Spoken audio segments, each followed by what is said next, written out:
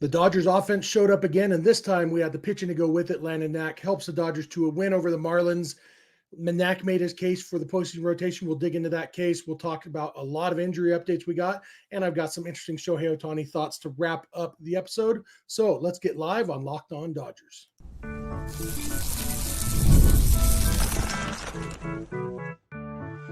You are Locked On Dodgers, your daily Los Angeles Dodgers podcast. Part of the Locked On Podcast Network, your team every day.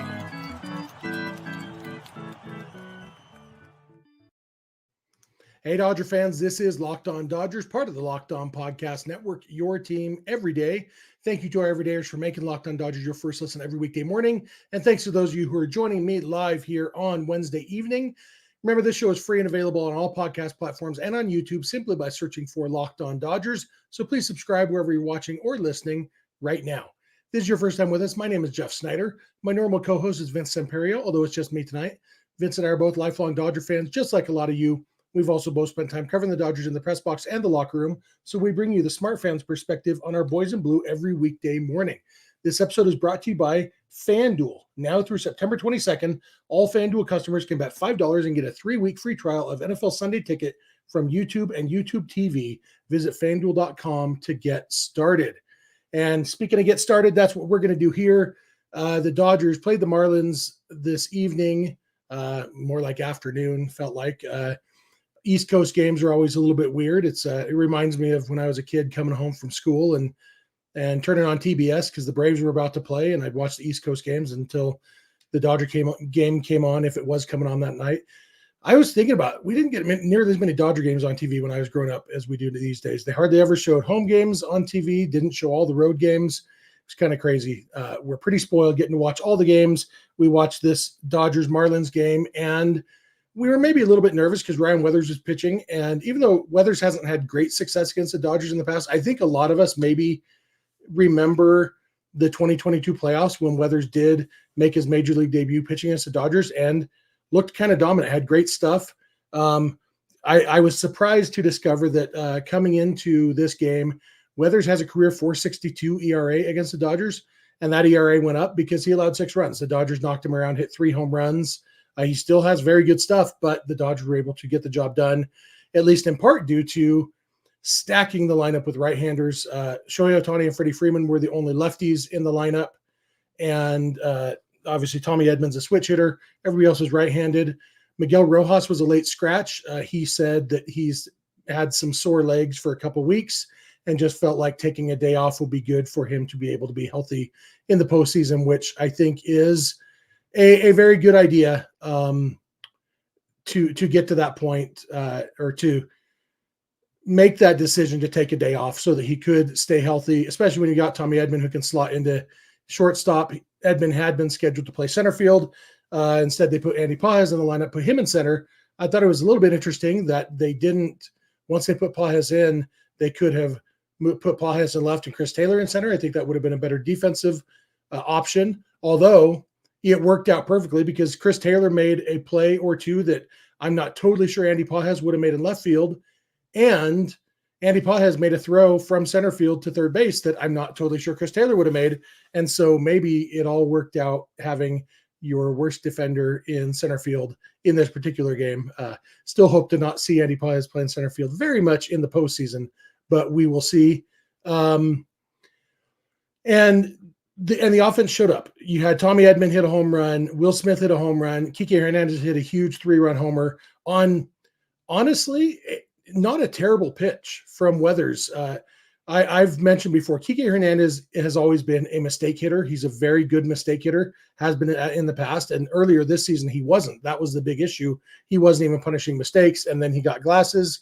And I didn't mean to adjust my glasses right. I talked about Kiké having glasses. Must have been subliminal. But then after he got glasses, he started punishing those mistakes again. And this was not one of those. This wasn't really a mistake from Weathers. It was a decent pitch. And Kiké just went down and got it and hit it 430 feet to left field. It was a blast. And that put the Dodgers up 6-0.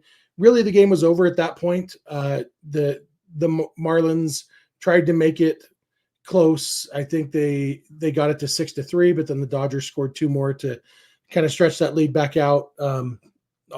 Most of the offense contributed. Shohei Ohtani had a single and a stolen base in the first inning, didn't end up scoring, actually got thrown out between third and home on a grounder in the infield, but he got to his 49th stolen base. I'm going to talk more about Ohtani in the third segment today, based on a conversation I had with my brother today and a tweet that I was interacting with about Ohtani.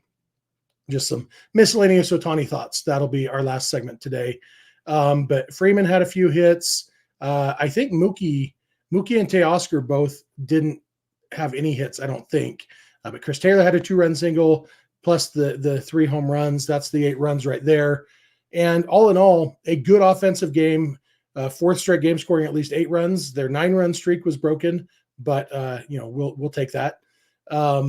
And the big story, I think, was Landon Knack. That Landon Knack bounced back from his game against the Braves. And there's always got to be that caveat of this was against the Marlins. Bobby Miller pitched against the Marlins yesterday too, and didn't do good.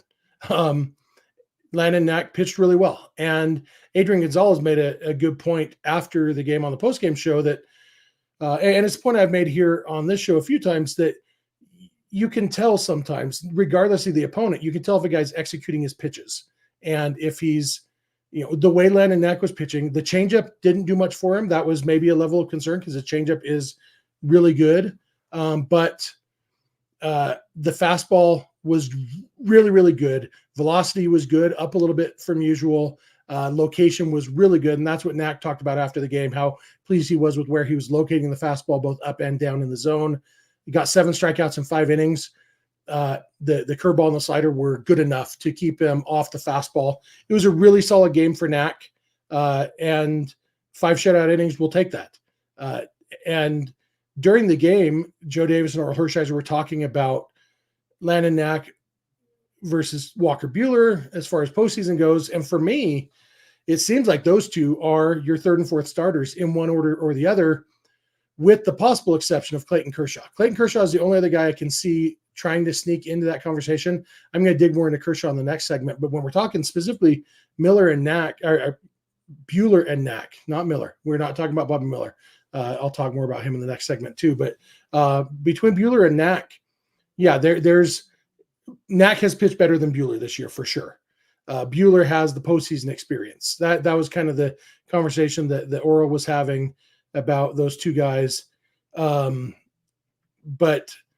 it seems like they're your third and fourth starters. And honestly, the way that Buehler and Knack are pitching right now, assuming that Flaherty bounces back and assuming that Yamamoto stays healthy, I mean, it's not a terrible postseason rotation, especially when you have an offense that has as much firepower as the Dodgers offense has. A rotation of Flaherty, Yamamoto, Buehler, and Knack is really not terrible. And yeah, we would love to have Gavin Stone. We would love to have, obviously, Tyler Glasnow. Those two guys would be great to have as your third and fourth starters in the postseason. We're definitely not going to have Glasnow, probably not going to have Stone, who I'll also talk more about in the next segment. But it's not terrible. And I said this even when Walker Buehler was struggling, that it's not crazy to picture Buehler having a good game in the postseason. I don't know that I would trust him to have, multiple, like for a whole 3 series in the postseason, be that good, but you don't necessarily need that from your fourth starter. Hopefully, ideally you sweep in the first round, you don't use a fourth starter, but either way, I mean, you don't expect to go undefeated in the postseason. What you need is a fourth starter who can get deep in a game, save your bullpen, give you a chance to win, and maybe the offense has to win that game. Guess what? You're going against the other team's fourth starter. That's the other point that I've been thinking about lately is, Knack and Buehler with the Dodgers offense going against the third and fourth starters for whoever the opponent is, there's worse situations than that. So Knack, I feel like, has kind of cemented his spot in that rotation, and Buehler is pretty close to that too. Like I said, Clayton Kershaw is the one person who might have something to say about that. I'm going to come back and I'm going to talk about Kershaw. I'm going to talk about Stone, Glasnow, Miller, whole bunch more just news and stuff that happened on Wednesday. So thank you for making Locked On Dodgers your first listen, and please keep it Locked On Dodgers. Hey, do you love collecting sports cards, baseball cards, football cards, whatever? I do. Look at these. I got so many all over my office here. It's a Ronald Acuna autographed rookie card. I think it's a chrome rookie card. Bunch of stuff here. But the idea of spending $2,000 or more on a Luka Doncic or Ellie De La Cruz or Patrick Mahomes rookie card, it's just not in the cards for most of us. I love collecting cards, but that's way too much money for me to drop. Thanks to slab packs from arenaclub.com, now it's possible to score gem mints for a fraction of their retail price. Every card that I listed was hit from last week's Arena Club slab pack drop. Arena Club is the only repack that provides real value, a complete view of all possible cards, and a clear hit rate for each one. Arena Club slab packs, they're revolutionizing the repack game with transparency. After your pulls are revealed, they'll immediately be placed in your showroom for safekeeping, selling, trading, or auction. And the Arena Club grading process is accurate, fast, and transparent with a full grade rationale provided and explanation of how your card was scored. So whether you're buying, selling, trading, or displaying, Arena Club is the card collecting platform you have to check out. And right now you can get 10% off your first slab pack or card purchase by going to arenaclub.com/lockedonmlb and use code LockedOnMLB. That's arenaclub.com/lockedonmlb. Code LockedOnMLB for 10% off your first purchase. I am back. Thank you for making Locked On Dodgers your first listen every weekday morning. Thanks to our everydayers. If you're not an everydayer, it's easy to become one. Just watch or listen every weekday morning. You can add 1 or 2 days a week to your rotation if you need to work your way up to everydayer status. Remember, you can go beyond the podcast and become a Locked On Dodgers insider by going to joinsubtext.com/LockedOnDodgers. Text directly with us one-on-one. It's a lot of fun. Just a few bucks a month with a free 14-day trial. I sent a bunch of text messages to our insiders today with all this news about the different roster moves and stuff that we'll dig into in a minute. Also want to remind you, for your second listen, check out Locked On MLB with our host Sully. Does a really good MLB show. Also, check out Locked On Sports Today and Locked On Sports Los Angeles on YouTube. Locked On Sports LA is where you can find the Locked On Dodgers postcast hosted by Pete Fox after most Dodger games. And remember, you can catch every pitch of every Dodger game on SiriusXM or the SXM app by searching for Dodgers. And let's talk magic numbers real quick. When I noticed a comment here before we even got started that Tim was throwing out magic numbers, 8 over the Brewers and 7 over the Padres, which means any combination of Dodgers wins and Brewers losses that adds up to 8 clinches the first round bye for the Dodgers, assuming that they win the division, which is a magic number of 7.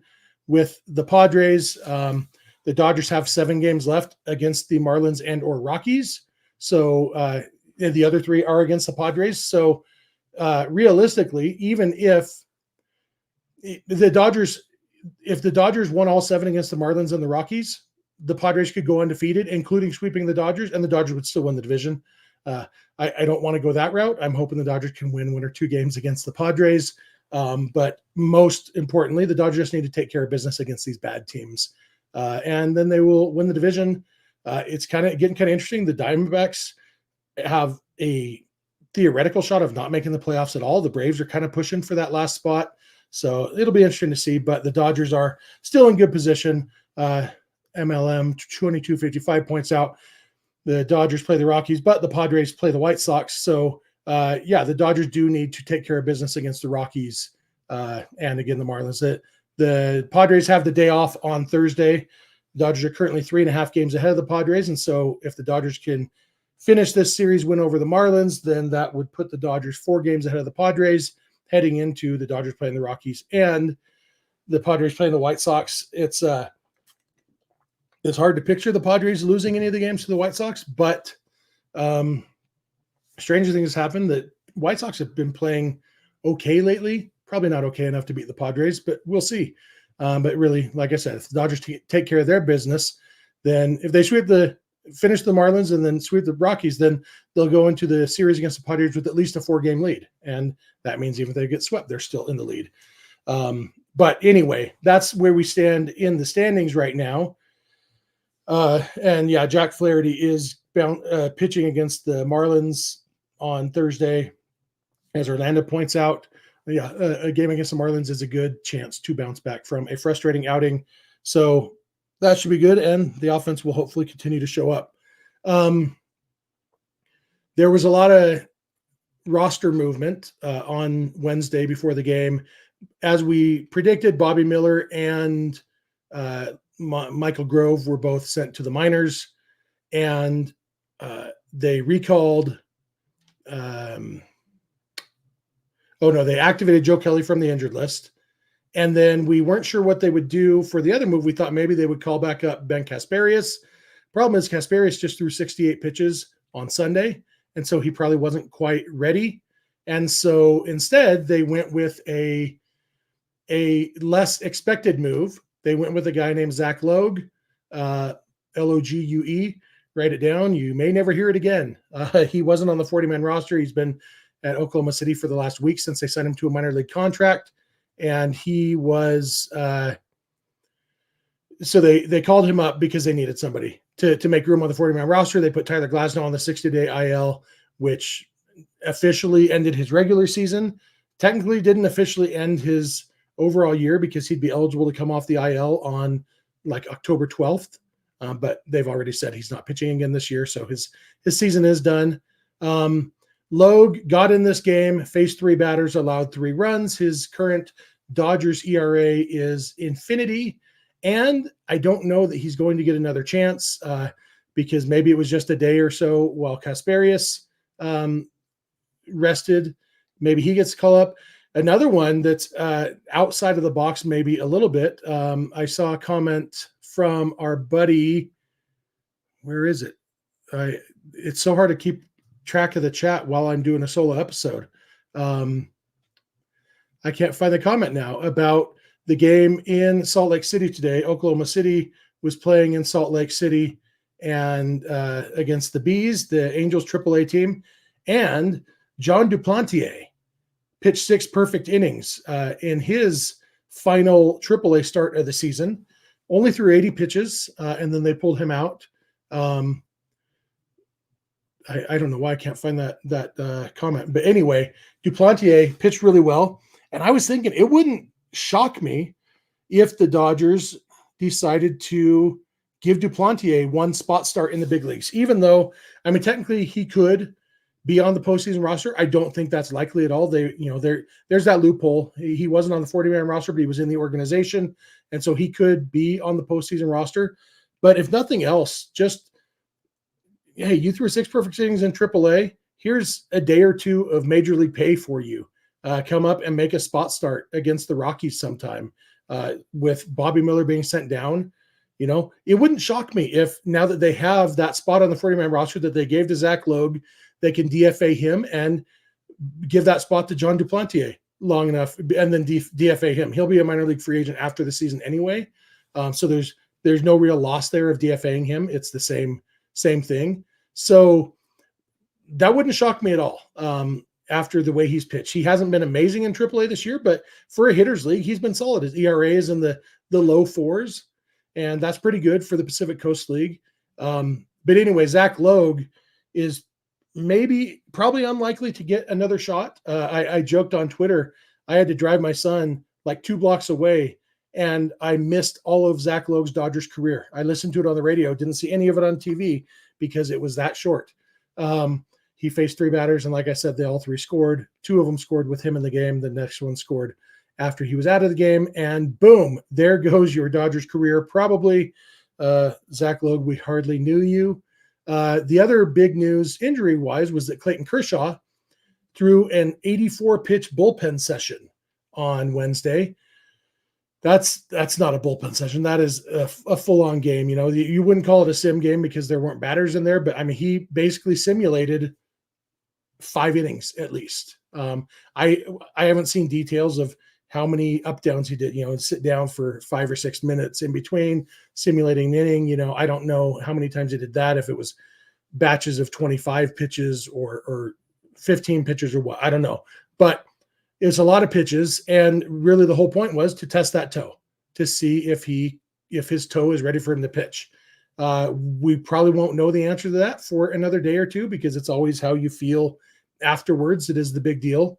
So we'll see. Kershaw is, again, unlikely to pitch again in the regular season, but he could be in play to be that fourth starter. And it doesn't have to be the same fourth starter in every series. You could go with Buehler one, Kershaw another one. Who knows what they'll do, but Kershaw at least remains theoretically in play for one of those spots. And the last guy who is theoretically in play, but maybe not very seriously, is Gavin Stone, who Dave Roberts said today that it's very unlikely that Stone pitches again this year. He still hasn't thrown a baseball. He was on the radio pregame show with David Vassay before yesterday's game on Tuesday. And Vassay was talking to him, and Stone was very optimistic. Basically what he said, I don't remember the exact quote. I was sitting in my car listening, so I wasn't like writing down notes, but basically he said, my shoulder feels good right now. I just don't know how it's going to feel when I start throwing a baseball, and nobody really knows. And so that's the next thing is once I throw, then we'll see how it feels. He hasn't given up on pitching again this year. I think Dave Roberts' comment was more based on the calendar. Just practically speaking, it's hard to picture him pitching in this year. But I guess if he throws on Friday and feels great, they could say, okay, well, let's do a bullpen session. And, maybe he does work his way back and by the postseason is ready to go. We'll see, but it does seem unlikely, like Dave Roberts said. So all that news, we'll see if they make another roster move immediately to get Zach Logue, off the active roster. If they call up Ben Kasperius, they then don't have to fill that roster spot, so they could DFA Logue to get him off the roster. That would leave a roster spot open on the 40-man roster if they did decide to want to bring up Duplantier for a spot start, or somebody else from AAA who's not on the 40-man roster. A lot of options, a lot of stuff going on, but that's kind of where we stand right now as we head into the last 10 games of the season. It's crazy. It's getting close. And a lot to talk about. I've had a few thoughts on Shohei Ohtani today, one while talking to my brother and one while reading on Twitter, that I just want to kind of bounce around here. So I'm going to come back and I'm going to do that. So thank you for making Locked On Dodgers your first listen, and please keep it Locked On Dodgers. This episode is brought to you by FanDuel. You've heard us talk a lot about FanDuel, America's #1 sportsbook. Well, we have something a little different for you now. Now through September 22nd, all FanDuel customers can bet $5 and get a 3-week free trial of NFL Sunday Ticket from YouTube and YouTube TV. And then with a YouTube TV base plan, you're able to watch every regular season Sunday afternoon out-of-market game. All you need is a Google account and a current form of payment, and you can cancel anytime. I was looking at some of the Dodgers-related odds on FanDuel. As of right now, the Dodgers are minus 210 favorites to beat the Marlins on Thursday. Jack Flaherty against Edward Cabrera, that makes sense. The over-under on runs scored is 8.5. The over is minus 104. The under is minus 118. And in the Ohtani category, Ohtani getting to 50-50 is minus 350 for yes, plus 255 for no. Not great odds there, but when you're just putting $5 on a bet to get your 3-week free trial of NFL Sunday Ticket, you don't worry so much about the odds because you don't have to win the bet. You just make the bet and you get your 3-week free trial. So just visit FanDuel.com to download America's #1 sports book. I am back. Thank you again for making Locked On Dodgers your first listen every weekday morning. Go beyond the podcast, become a Locked On Dodgers insider at joinsubtext.com/LockedOnDodgers. Check out Locked On Sports Today and Locked On Sports Los Angeles on YouTube. Catch every pitch of every Dodger game on SiriusXM or the SXM app by searching for Dodgers. And let's jump back in. So I was talking to my brother today. We're talking about the Shohei Ohtani and the conversation about him pitching in the postseason. And I think I made this point when Vince and I were talking about it. I don't know if I made it as strongly as I meant to. For me, my big issue with Bill Plaschke's article in the LA Times saying, of course, the Dodgers should use Shohei Ohtani to pitch in the postseason, is that it's all based on the assumption that Ohtani would be an effective pitcher. And I don't know that is a safe assumption, given what we've seen about how pitchers perform when they're coming back from surgery, from a long layoff. And I'm just not convinced. I'm not convinced that he wouldn't be effective, especially in one inning stints, but I'm not so convinced that he would be that I'm ready to say, oh, save situation in the postseason, go get him, Shohei. And so my brother and I were talking about that and talking about the fact that my brother is in the camp of he hopes that Ohtani just decides he's not a pitcher anymore because he's worried that Ohtani's arm is going to blow out again, and that will mean he'll miss part or all of a season, even on the hitting side. If he blows out his elbow in May of some season, he probably misses the rest of that season on the hitting side, or at least a very good chunk of it. And so my brother is like, well, we've seen what he can do as a hitter. Why not just have him be a hitter? And then I was thinking about the fact that if he wasn't a pitcher, he would be an outfielder, and he would be, I'm positive he would be a very good outfielder. Whether that was center field, he has the athleticism to play center field. I don't know. Definitely has the arm to be a right fielder for sure. And not having him at DH would open up the possibilities for, Freddie Freeman to take some days off and just be a hitter. Will Smith, get Dalton Rushing up to split time, be a backup catcher, but also get to play some DH. All those different things. Like, I love Shohei Ohtani for sure as a DH, and I think the Dodgers are better off with Shohei as a DH than they would be otherwise. But imagine having Shohei and a DH spot to use in a different way. So I can definitely see advantages to the idea of Ohtani not pitching anymore. I don't think it's realistic. I don't think they're just going to decide he's not going to pitch anymore. I do think, and I said this around the time they signed him, I'd be surprised if he pitches more than 3 or 4 seasons of the 10-year contract. Just, wear and tear on the arm, whether it's another catastrophic injury or just, wear and tear over the years. I don't think he's going to be a pitcher long-term. And I think we've seen what he can do when he is just focused on hitting. It's pretty impressive. And I kind of love the idea of him being an outfielder and just being Shohei Ohtani, best hitter on the planet. Remember when he used to also throw 100 miles an hour? And maybe, you bring him. The other advantage to having him as a pitcher is that then you have an extra pitcher on your roster because he doesn't count towards the pitcher limit. And so instead of 13 pitchers, you get to have 14 because you have 13 plus Ohtani, which won't apply for the first month of next season or so until he gets to 20 innings pitched. But once he's at 20 innings pitched, then you get that extra pitcher on the roster. So there's definitely advantages for sure. And, somebody mentioned the comment they paid him for his pitching too. And I agree with that, but also like the money is just, Shohei Ohtani's contract is paying for itself with all the ad revenue, all the everything. I am convinced the Dodgers are making money on Ohtani already, even when you factor in the $68 million in deferred money each year. I don't think that's an issue. And the fact is he has been extremely valuable, more valuable than anybody else in the league. That's why he's going to be the most valuable player without pitching this year. And so I think he could absolutely earn his money even if he stops pitching. But like I said, I don't think that'll happen until something kind of forces their hand. I just hope that I hope it's not a catastrophic injury because I don't want to lose Ohtani's bat because of a pitching injury, if that makes sense. Another thought I had when I was on Twitter, a guy named Scott Simkus, who's a really smart baseball mind, he was talking about how one of the things that bugs him about the MVP conversation is people like poo-pooing Ohtani, saying, oh, he's just a DH.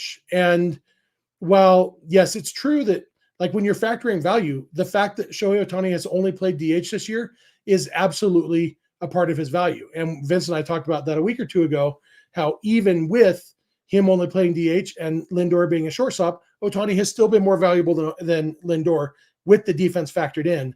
But Scott's point was also like, it's one thing if you're just talking about the MVP race, but there's a lot of people who it's like a bigger thing of like Shohei is a less impressive player because he's only a DH.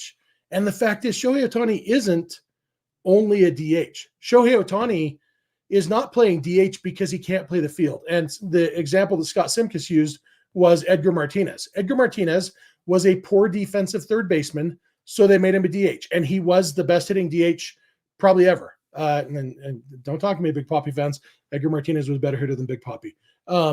But Edgar Martinez was a DH because there were no other options for a guy with his defensive skill set. Shohei Ohtani is a DH because he's a pitcher recovering from Tommy John surgery. Like, if Shohei Ohtani gave up pitching, he would be an elite defensive outfielder. He could probably be a shortstop. Like, with his athleticism, his arm, Shohei Ohtani has not yet found something on the baseball field that he can't do. And so I'm totally in favor of using the DH conversation as part of the MVP conversation. But if you get to the point where you're saying Ohtani is not impressive because he's just a DH, you have misunderstood fundamentally what Shohei Ohtani is. That's some of the thoughts I've had on Ohtani today. I'm just scanning through the chat to see if Matty Man Dodge says they poo-poo Ohtani because he signed with the Dodgers and not their team. Absolutely. A lot of people who used to like Shohei Ohtani stopped liking him because of the work clothes he chose to wear. And, I think as a baseball fan, you ought to appreciate great baseball players. That is, not much else I'm seeing in here that I need to talk about in the chat, but I do appreciate very lively chat here tonight. I've mentioned it's hard to keep up on it when I'm doing a solo episode, but those are my thoughts on Ohtani. I'd love to hear your thoughts in the YouTube comments. Like I said, I wasn't able to follow the chat, but tell me what you think about the idea of Ohtani being an outfielder, after a year or two more of pitching, and the value he could bring in a different way, including by opening up that DH spot. Interested to see what you think about that. I don't even know for sure what I think about it. That's why I talked to my brother to argue with myself. So I'd love to hear your thoughts. That'll do it for me for today. We'll have one more episode this week. Vince and I should be together with you tomorrow evening. I assume, is it a day game tomorrow? I assume it is, since the Dodgers didn't have to travel back to, 1:40 p.m. LA time, looks like. And so, but it will probably be with you about the same time tomorrow night, Vince and I, talking about the series finale with the Marlins, hopefully another win, hopefully a bounce back from Jack Flaherty, all that to wrap up our week. So thank you again for being an everydayer. If you are, if you're not, it's easy to become one. Just watch or listen every weekday morning. Thanks for being here with me live. We've had a bunch of you in here. Really appreciate that. Remember, you can go beyond the podcast and become a Locked On Dodgers insider by going to joinsubtext.com/LockedOnDodgers. Check out Locked On Sports Today and Locked On Sports Los Angeles on YouTube. You can follow us on Instagram, Twitter, and TikTok at Locked On Dodgers. Vince is on Twitter at VinceSense91. I'm on Twitter at Snydog, and both of our DMs are open there. You can also email us, lockedondodgers@gmail.com, or send us a voicemail or a text message to 323-863-LOCK, 5625. We are here every weekday morning, and we hope you'll be here with us. When you get in your car or sit on your couch, tell your smart device to play podcast Locked On Dodgers. And remember, you don't have to agree. You just have to listen. We'll talk to you tomorrow.